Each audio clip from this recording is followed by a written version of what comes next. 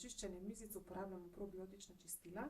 To so čistila, v katerih ni, bom rekla, dodane kemije, se pravi, notri je sladkor, so eterična olja, nekaj alkohola.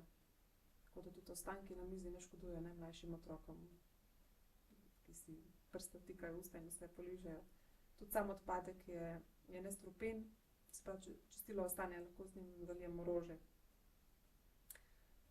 Poskušamo imeti čim manj odpadne embalaže, tako da mleko, jogurte, kefirje kupujemo v večji embalaži, se pravi od 10 litrov do 1 litra. Otroci ne nosijo popoldanske malice domov, ampak jo pojejo v miru, s čistimi rokami za mizo in s tem privarčujemo 15.000 vrečk na mesec. Staro enoto, res staro enoto so prenovili, tako da zdaj uporabljajo toplotno črpalko. Avtomatski dozirni sistem po programih, na primer za pranje plenic je poseben program, dozira optimalno količino, tako da pri tem tudi ne uporabljamo klora niti mehčalcev. Ugotovili smo, da imamo tudi dvakratni prihranek v primerjavi s klasičnim doziranjem praškov. Strošek nabave pralnih plenic je enak letnemu strošku nabave plenic za enkratno uporabo. Ko računamo pa, da bodo te plenice zdržale dlje kot 1 leto. V 3 mesecih smo z uporabo pralnih plenic privarčevali 12.200 plenic za enkratno uporabo.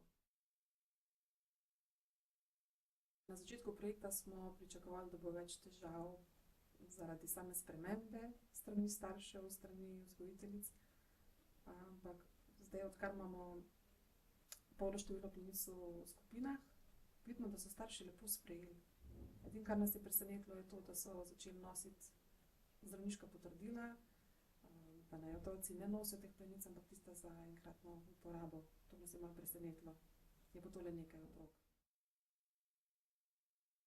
Ali je takrat prišlo do vnetij ritke, ker smo potem videli, ko smo otroku dali plenice za enkratno uporabo, da se situacija ni izboljšala.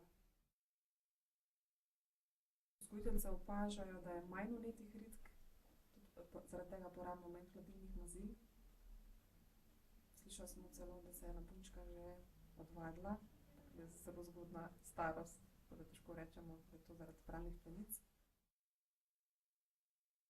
Ja, vzgojiteljice pravijo, da porabijo 2-krat več časa za previjanje kot prej. Je pa res, da so v tem času več časa v direktnem stiku z enim otrokom. So pa tudi lepo sprejele, že zaradi same osebne osveščenosti o skrbi za okolje, ki je na Vrhniki visoka.